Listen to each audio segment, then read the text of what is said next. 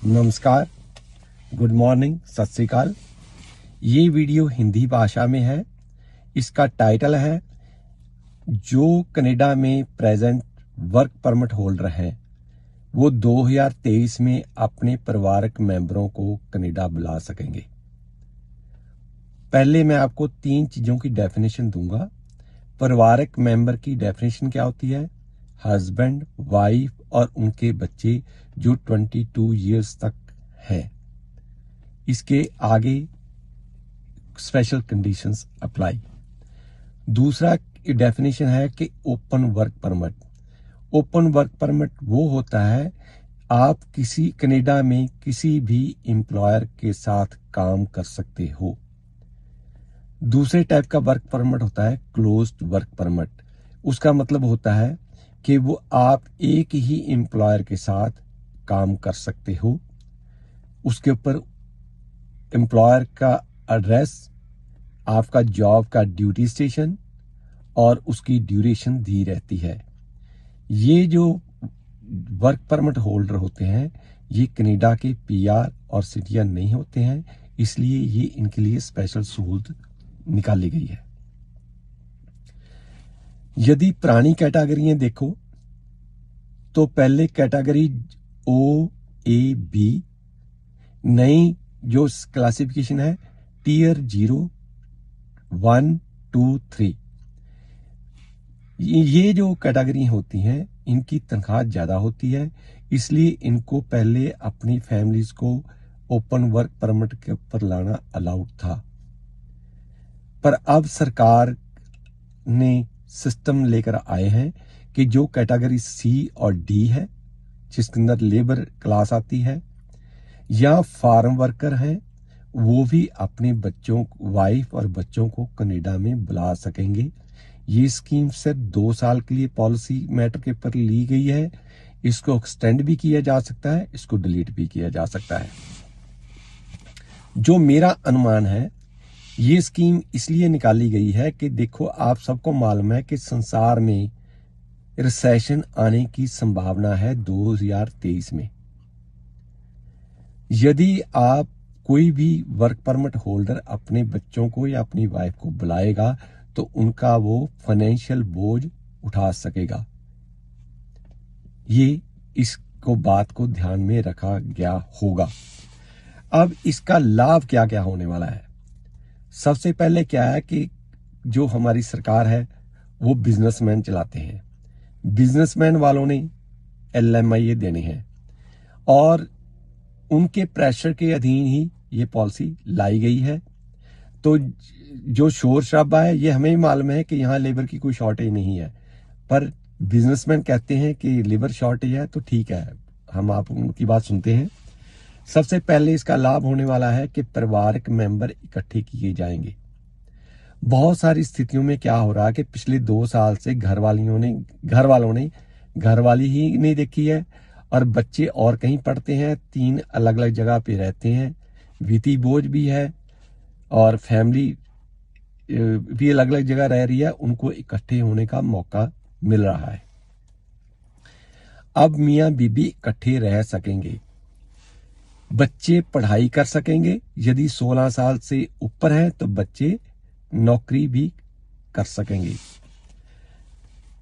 Government के taxes की आमदन बढ़ेगी, एयरलाइन की टिकटें बिकेंगी, उनका रेवेन्यू बढ़ेगा।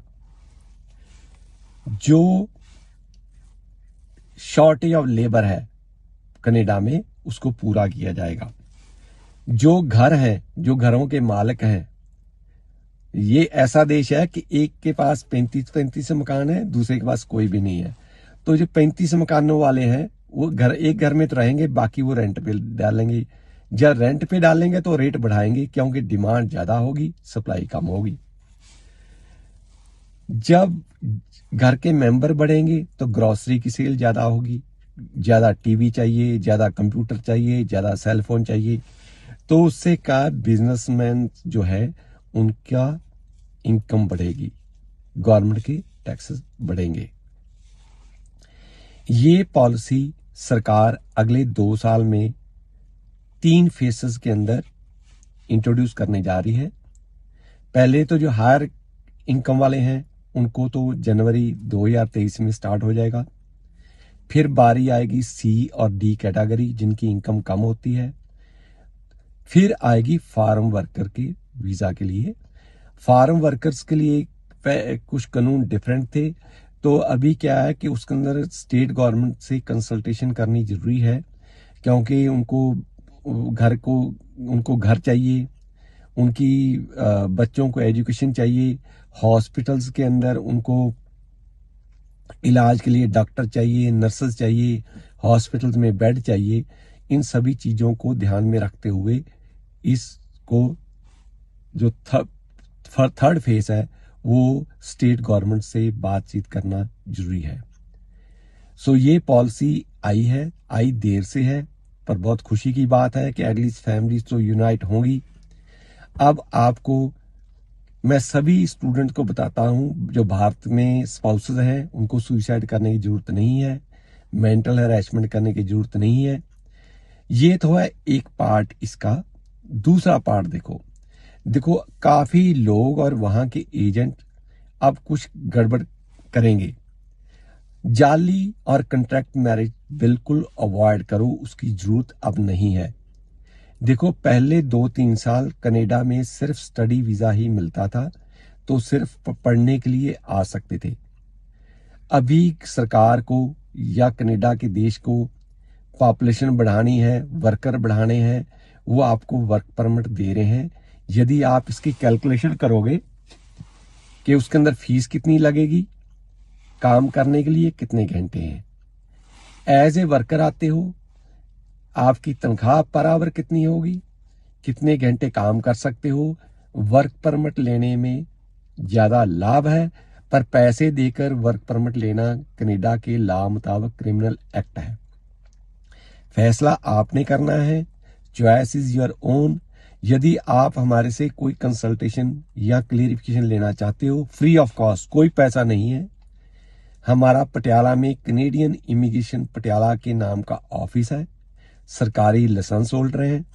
आप वहां सुबह 10 से लेकर शाम को 4 बजे मंडे टू फ्राइडे 9851011148 या 9882 के ऊपर हमारे से संपर्क कर सकते हो। हर इंफॉर्मेशन फ्री में रहेगी। वहां पे हम लोग इमिग्रेशन का कोर्स भी करवाने जा रहे हैं, जो कि 11 दिसंबर 2022 से लेकर 10 फरवरी 2023 तक करवाया जाएगा और आपको A to Z नॉलेज दी जाएगी।